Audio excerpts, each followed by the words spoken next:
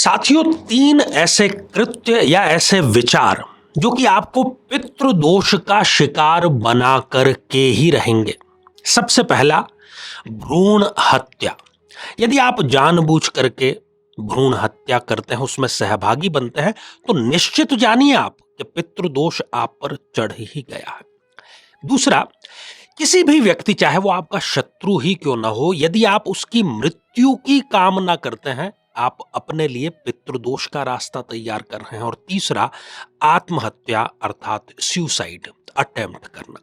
ये तीनों ही कारण आपको पितृदोष के जितने भी नकारात्मक बिंदु है सब झेलने पड़ेंगे।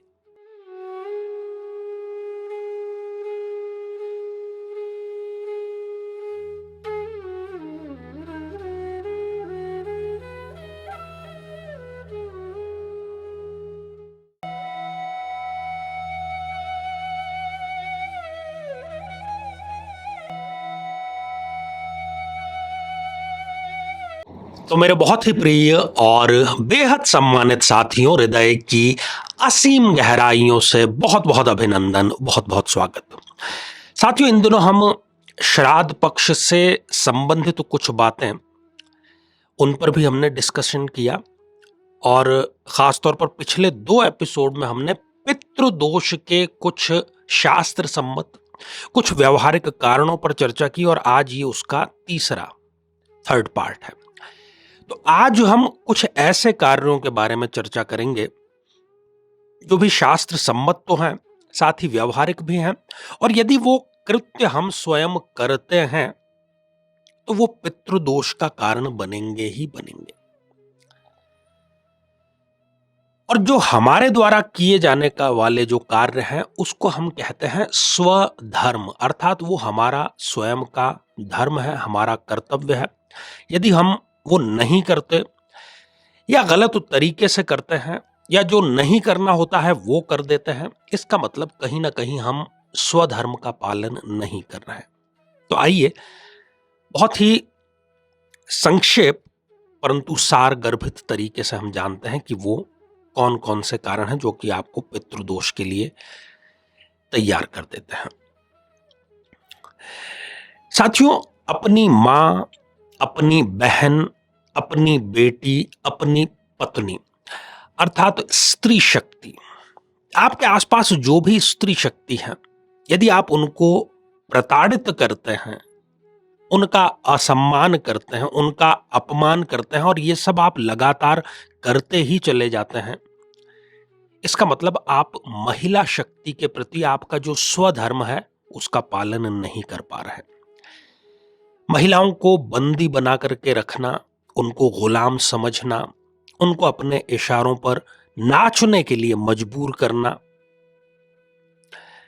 यदि इस प्रकार की प्रवृत्ति आपकी भी है, क्योंकि यह आपका कार्य नहीं है, ईश्वर ने या कुदरत ने या शास्त्र ने आपको ये अधिकार नहीं दिया है, और जो आपका अधिकार नहीं है, जो आपके अधिकार क्षेत्र में नहीं है, यदि वो आप कार्य कर रहे हैं तो आप स्वधर्म से विमुख हो रहे हैं और पितृदोष के लिए आपको निश्चित तौर पर तैयार रहना चाहिए।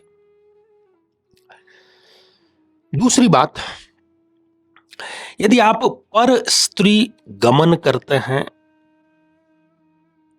आपकी शादी हो चुकी है फिर भी आप एक्स्ट्रा मैरिटल अफेयर में इन्वॉल्व रहते हैं, या किसी महिला पर बलात् अपना अधिकार जताना चाहते हैं,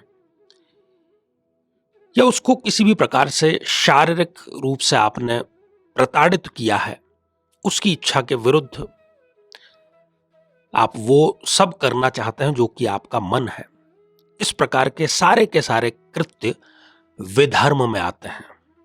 धर्म के बिल्कुल विपरीत आचरण अर्थात विधर्म, तो ये निश्चित तौर पर आपको पितृदोष देगा ही। मैं यहां पर संभावना शब्द का, हो सकता है शब्द का इस्तेमाल इसलिए नहीं कर रहा क्योंकि ये 1000% खरी बात है कि यहां पर पितृदोष आपके ऊपर आरोपित तो होगा ही होगा।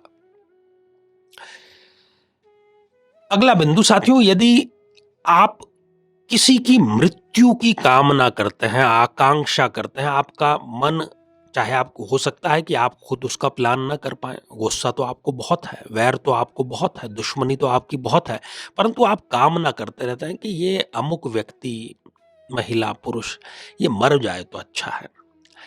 यदि इस प्रकार का विचार आपके मन में आता है, बारंबार यदि आता है, क्योंकि किसी को मृत्यु प्रदान करना आपका कार्य नहीं है, फिर भी आप यदि ऐसी कामना करते हैं तो पितृदोष की आप तैयारी कर रहे हैं और उससे प्रताड़ित आप होंगे ही होंगे। साथियों, कोई अतिथि, कोई मेहमान जो कि आपके घर, आपके कार्यालय, आपके ऑफिस में आ चुके हैं, यदि आप उनका असम्मान करते हैं, निरादर करते हैं, अपमान करते हैं, तो भी पितृदोष आपको प्रताड़ित अवश्य करेगा। अपने कुल देवता या कुल देवी को विस्मृत कर देना, भुला देना, पितृदोष का सर्व प्रमुख कारणों में से एक है। यदि आपको अपने कुल देवी या कुल देवता के बारे में कोई जानकारी नहीं है, तो आपको अपने घर के बुजुर्गों से बातचीत करके उनका पता लगाना चाहिए और जो भी उनका सही समय है, जो भी उसकी सही रीति है, उसका पालन नियमित रूप से जरूर करना चाहिए। बहुत ही महत्वपूर्ण बिंदु, भ्रूण हत्या, जो कि सरकार के, सामाजिक संगठनों के तमाम प्रयासों के बावजूद भी नहीं रुक रही है, ये एक कड़वी सच्चाई है। तो भ्रूण हत्या, अब आप इसको जस्टिफाई ऐसे करेंगे कि ये आपका कार्य नहीं है। किस व्यक्ति को इस धरती पर आना चाहिए, किसको नहीं आना चाहिए, यदि आप सक्रिय रूप से इस कार्य में शामिल हैं तो पितृदोष के लिए भी आपको तैयार रहना चाहिए। जब पितृदोष आरोपित होगा तब आप सोचेंगे कि मैंने ऐसा क्या कार्य किया जिसकी वजह से मुझे इस प्रकार के दुर्दिन देखने को पड़ रहे हैं। यही वो कार्य है। Last but not the least, अंतिम परंतु बड़ा ही महत्वपूर्ण, श्राद्ध पक्ष में यदि आप शास्त्र निर्धारित रीति से श्रद्धा पूर्वक श्राद्ध कर्म या तर्पण नहीं करते हैं, जो कि आपका कर्तव्य है, करना चाहिए, स्वधर्म है, तो आप पितृदोष से प्रताड़ित अवश्य होंगे। तो साथियों, मुझे लगता है कि आप इन सभी बिंदुओं को न केवल अपनी विचार श्रेणी में स्थान देंगे बल्कि इसको आत्मसात भी जरूर करेंगे। जीवन में किसी समस्या का सामना कर रहे हैं, जैसे कि शादी में देरी होना, पति पत्नी में मनमुटाव या तलाक तक की नौबत आ जाना, संतान का प्राप्त न हो पाना, नौकरी या धन प्राप्ति में बाधा आना, जीवन के प्रत्येक क्षेत्र में किसी न किसी प्रकार की बाधा आना, तो आज ही अपनी जन्म पत्रिका का संपूर्ण विश्लेषण करवाएं और पाएं समस्या से सदैव के लिए मुक्ति। तो आइए साथियों, अब बढ़ते हैं आज के हमारे कमेंट के चरण की तरफ। और आज का जो पहला कमेंट है, ये कोमल चुनारा जी ने थैंक यू लिख भेजा है। तो कोमल जी, आशीर्वाद हृदय की असीम गहराइयों से। अगला कमेंट प्रजापति रवि जी का है। गुरु जी, क्या पति पत्नी में से कोई भी जा सकता है? आपने प्रयोग के बारे में एक पूछा है, जिस प्रयोग में पति पत्नी दोनों का सम्मिलित होना है। तो रवि जी, दोनों को ही अनिवार्य रूप से जाना है यदि आप इसमें अपनी सफलता सुनिश्चित करना चाहते हैं तो। साथियों, अगला कमेंट हमारे नियमित दर्शक अर्चना सिंह जी का है और आपने जय श्री कृष्णा लिख भेजा है। तो अर्चना जी, आशीर्वाद हृदय की असीम गहराइयों से। तो साथियों, आज के लिए केवल इतना ही, और इसी मंगल कामना के साथ में कि आप सभी स्वस्थ, समृद्ध और शांतिपूर्वक जीवन व्यतीत करें। नमस्कार।